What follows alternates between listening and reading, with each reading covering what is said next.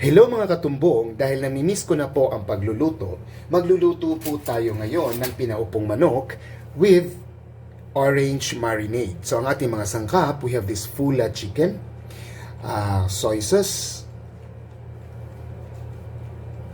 black pepper powder, sibuyas, siling haba dapat, pero hindi siya masyadong mahaba, carry lang yan. And lemon, and of course, orange. Ayan. So, ang gagawin po natin, gagawa tayo ng pang-marinade. Okay? So, ang gagawin natin pang-marinade is itong orange. Ayan.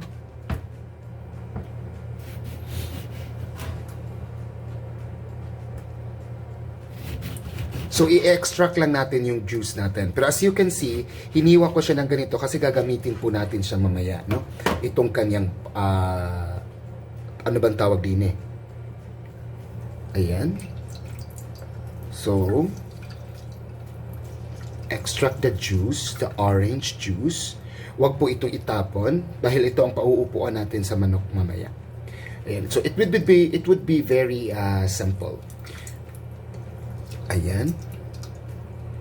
Pwede itong gawin sa bahay, no? Pwede. Hindi na kailangan pang mag-restaurant. Ayan. So, na-extract na yung juice. Hindi mo naman kailangan pigain, no? Kasi na-extract na yung juice niyan. Ayan. And then, lemon. Ganon din po yung paghihiwa natin ng lemon. Bakit again? Dahil, mamaya, ipauupuan natin to. Ayan. So, extract the lemon. Ganyan lang kasi pauupuan natin yan sa manok mamaya. Para hindi siya masunog. No?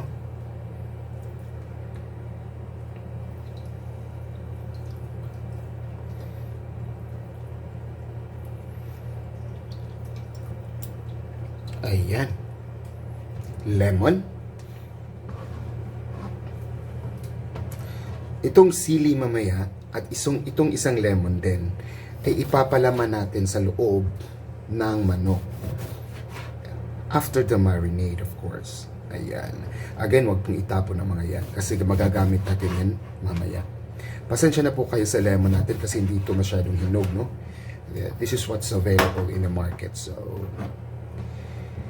ganun lang. Ayan.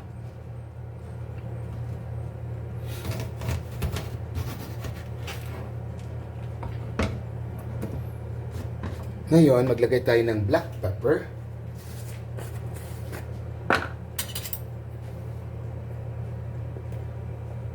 Ganyan, mga 1 teaspoon. Maraming black pepper. I love black pepper. Ayan. So, i-mix mo lang.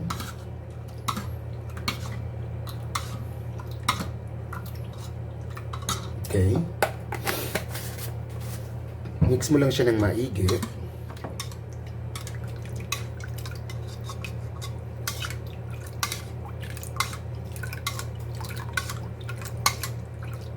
Ayan. So, pag na-mix mo na, and pour it here.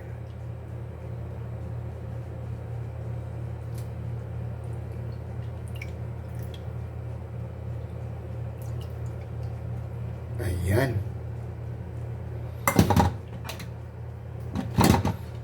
Then let it settle for at least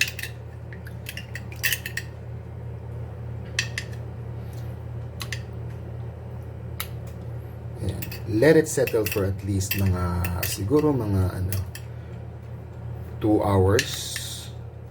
Ayan.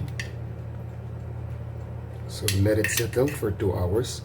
Make sure na tapos sa loob din, of course. 2 oras po itong ganito, ha? So, babalikan natin after 2 hours. Ayan, so after 2 hours mga pangga, ayan, hinango na natin siya, no? Hinango na natin siya doon sa marinade. Kasi ang gagawin naman natin is, ipasok natin dito sa loob ang mga sibuyas at sili. At yung lemon natin na hindi natin natatad. So, you will just press it there. Ayan, pasok mo lang doon lahat. Ayan.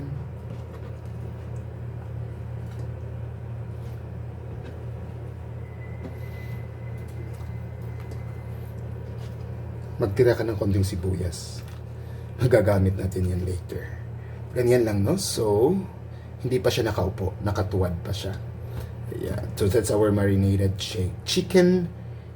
So, now let's proceed on the cooking. Okay? Ayan. Mga panggano. So, ang gagawin na natin, painitin natin ng konti yung kanyang lutuan. Tapos, ilagay natin itong pinag-anuhan natin ng orange. Kuhanan na ng juice. Ayan. Ilagay natin dyan.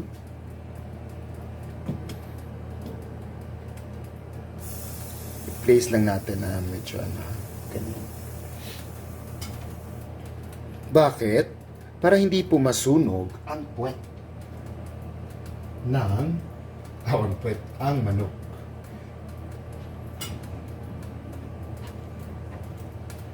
Yan yung lemon. Yan ang pauupuan natin. Of course, yan. Ganun lang kasimple ang orange natin. Ayan. Tapos, ang manok. Ayan. Ang pina-upong manok na hindi naman talaga siya nakaupo. Ayan, ganyan lang po kadali mga lalabs, no? Tapos, yung pong ating pinag-marinate kanina, siyang magiging sabaw ng manok. Ayan.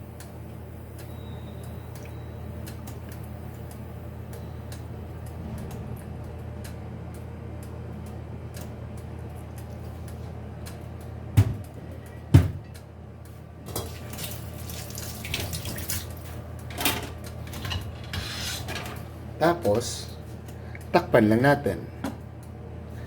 Ayan. Antayin lang natin maluto. Siguro mga nasa, 1 hour, no? Ayan. Ayan. So now, let's try to check what happened.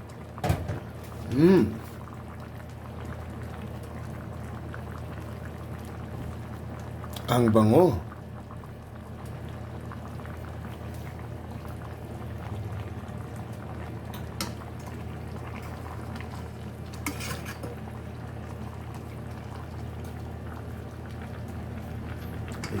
Ayan.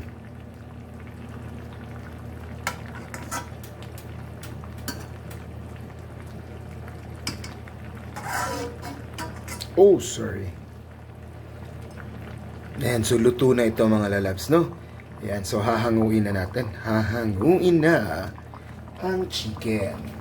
Ayan.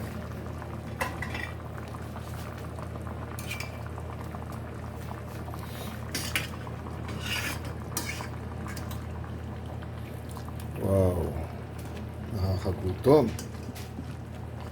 Ayan ang pinaupong nakatuwad.